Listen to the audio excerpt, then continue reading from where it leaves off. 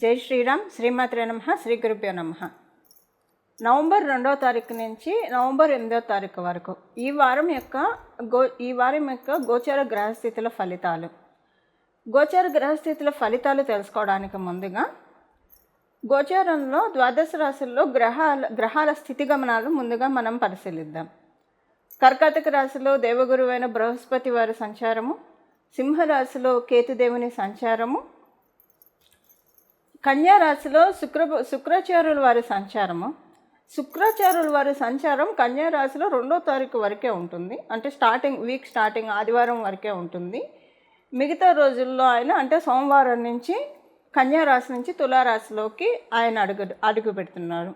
తులారాశిలో సూర్యనారాయణమూర్తి సంచారము, మంగళ్ మరియు బుధ సంచారము, బుధ భగవానుని సంచారము వృశ్చిక రాశిలో, అలాగే రాహుదేవుని సంచారం వచ్చేసేసి కుంభరాశిలో, వక్రించిన శనేశ్వరుని సంచారము మీనరాశిలో ఉంది.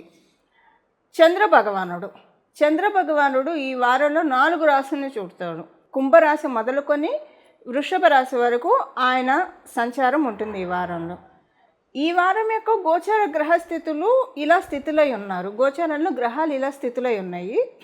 గోచారంలో ఈ గ్రహగమనాలను అనుసరించి ద్వాదశ రాశుల వాళ్ళకి, ద్వాదశ లగ్నాల వాళ్ళకి ఫలితాలు మనం చూద్దాం.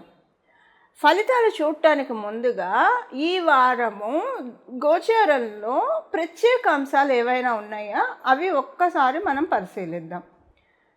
ఈ వారం చాలా ప్రత్యేకమైన విశిష్టాంశాలు చోటు చేసుకొని ఉన్నాయి మనకి గోచారంలో.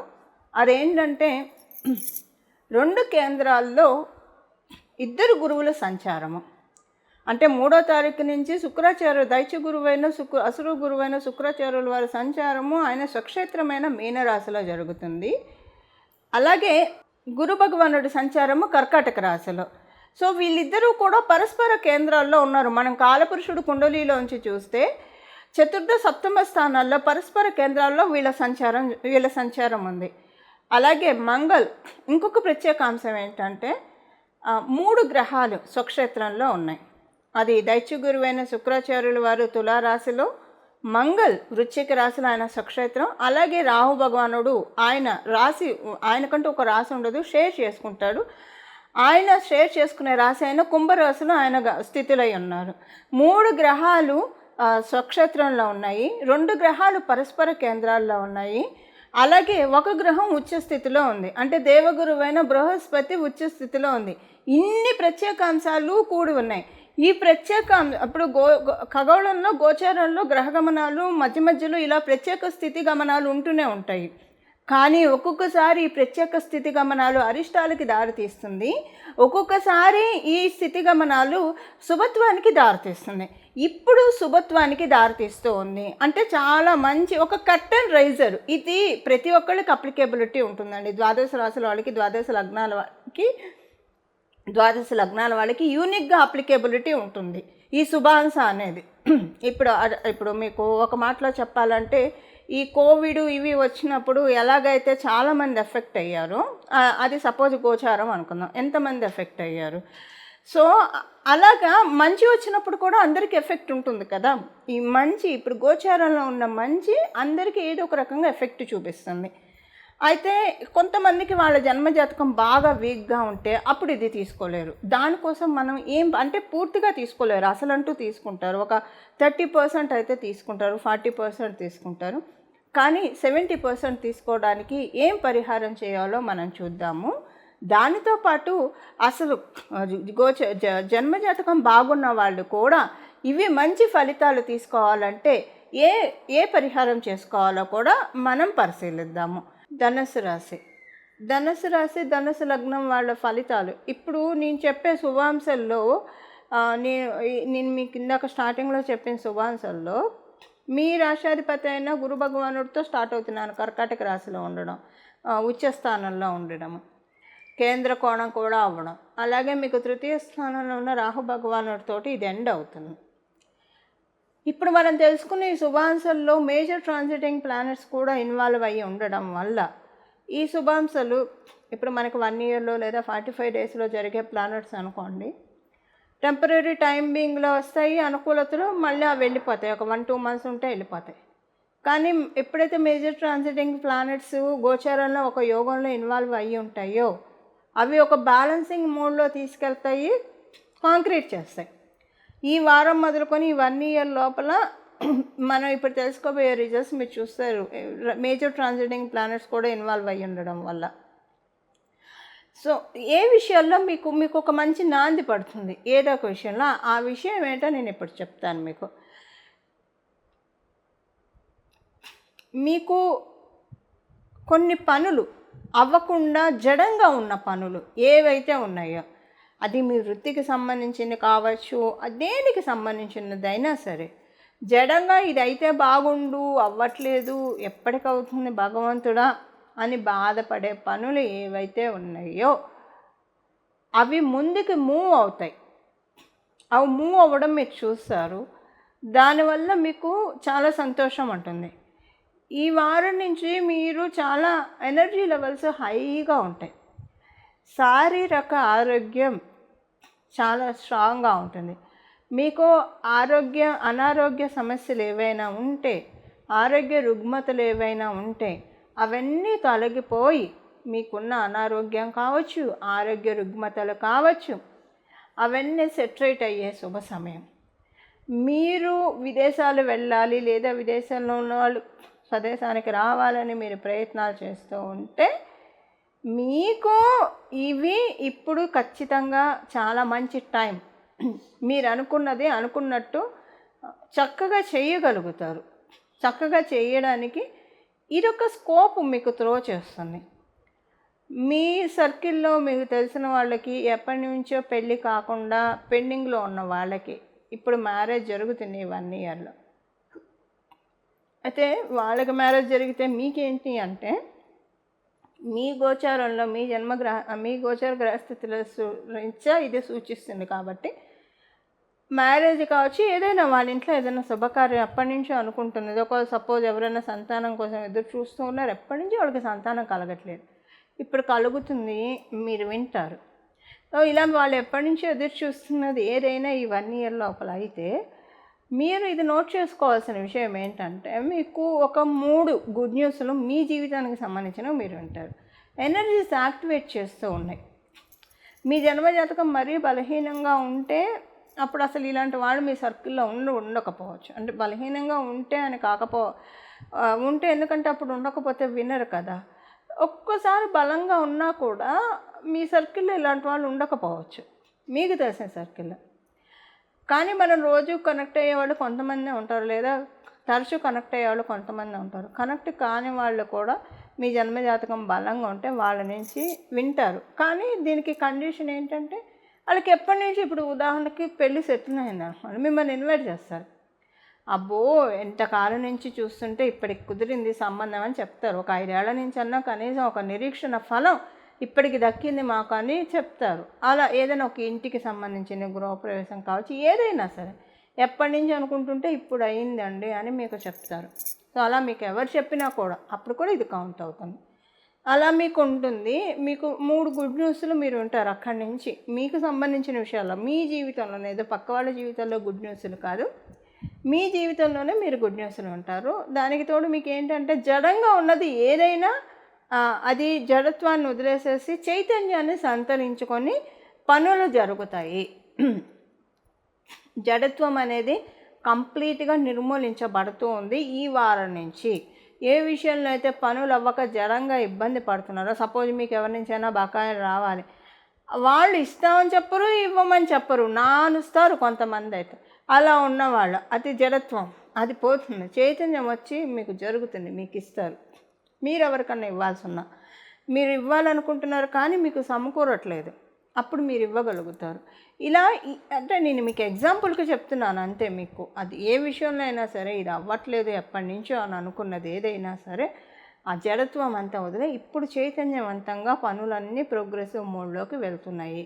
ఇవి ధనుసు రాశి, ధనుసు లగ్నంలో పుట్టిన వాళ్ళకి ఫలితాలు. ఇప్పుడు మనము ఎవరి రాశి వాళ్ళకి మీ రాశి యొక్క ఫలితాలు చూసాము.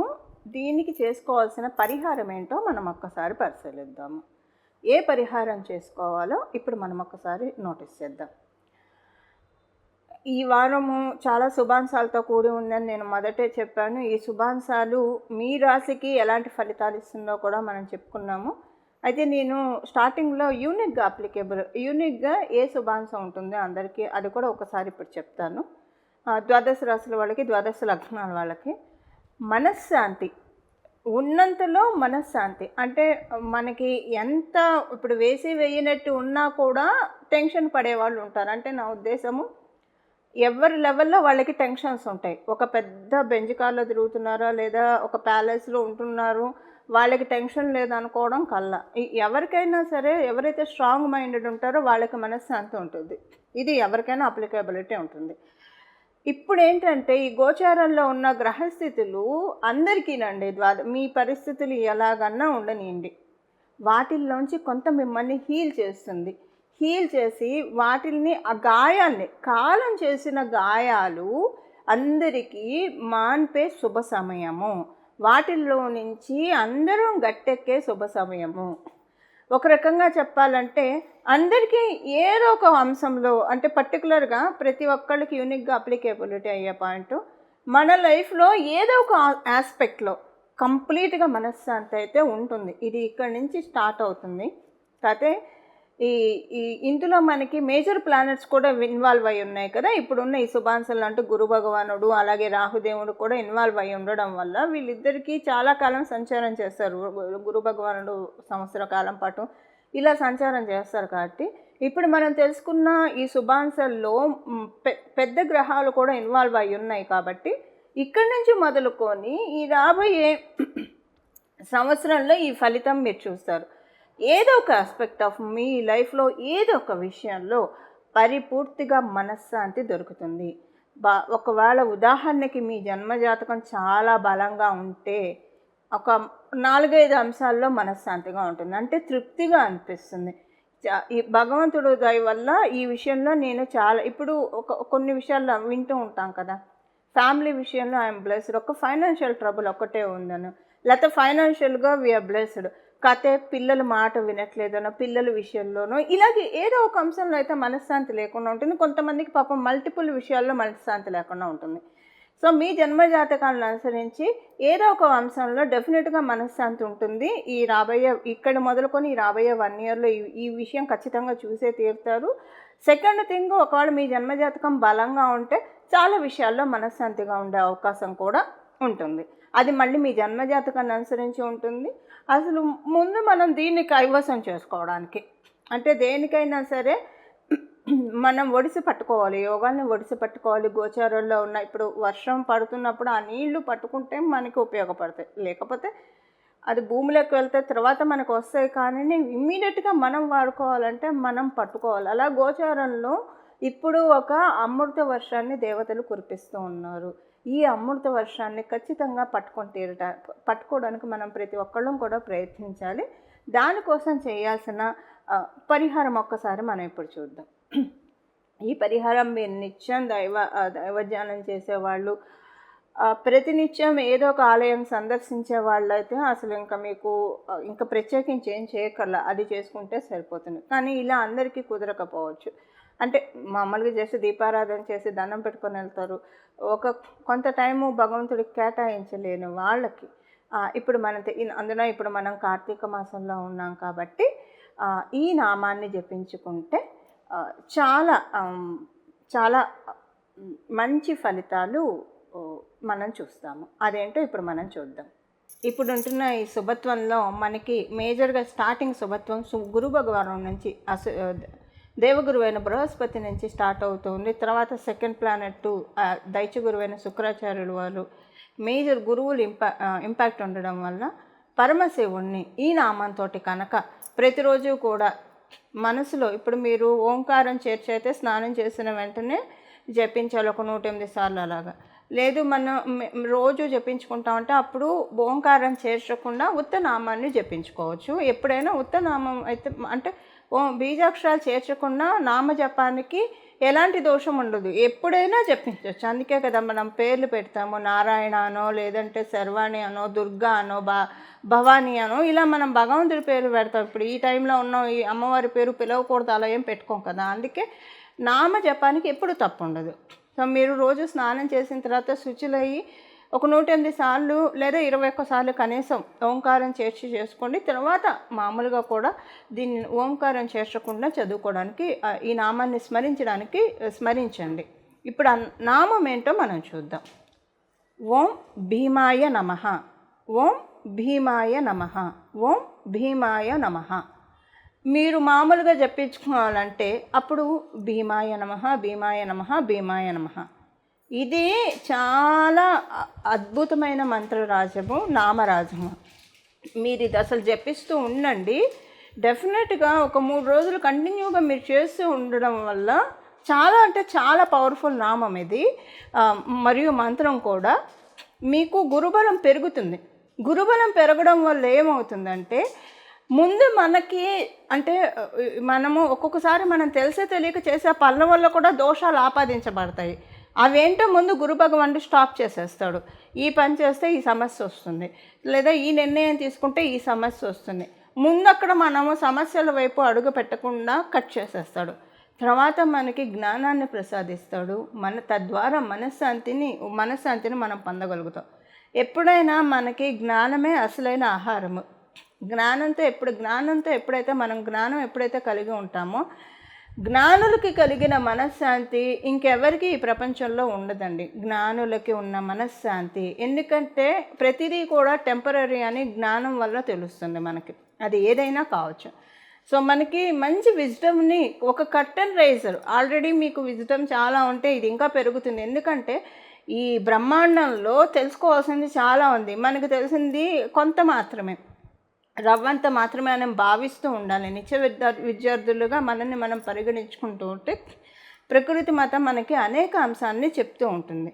సో అందులో భాగంగా మీకు ఆల్రెడీ చాలా నాలెడ్జ్ ఉన్న వాళ్ళు అయినా సరే ఈ నామాన్ని జపించుకోవడం వల్ల మీకు ఇంకా ప్లస్ అవుతుంది. ఇది అసలు ఇంత ఆధ్యాత్మికంగా ఉన్నత శిఖరాలు ఎదగడానికి కూడా ఈ నామం సహకరిస్తుంది. అలాగే మనకి లౌకికంగా అన్ని శుభత్వాలను ఇవ్వడానికి కూడా ఈ నామం మనకి ఉపకరిస్తుంది. ఇలా మనమందరం కూడా పరమశివుడిని ఈ నామంతో అర్చించి పరమశివుడి యొక్క అత్యంత కృపా కటాక్షాలు మనమందరం కూడా, పరిపూర్ణ కృపా కటాక్షాలు మనమందరం కలిగి ఉండాలని చెప్పి అందరూ కూడా సర్వజనులు కూడా చక్కగా సుఖ సంతోషాలతోటి వర్ధిల్లాలని చెప్పి మనస్ఫూర్తిగా భగవంతుడి తరఫున నేను కూడా ప్రార్థిస్తూ, మరియు మీ అందరి తరఫున భగవంతుడికి నేను కూడా ప్రార్థిస్తూ మంగళం. నమో భగవతే వాసుదేవాయ.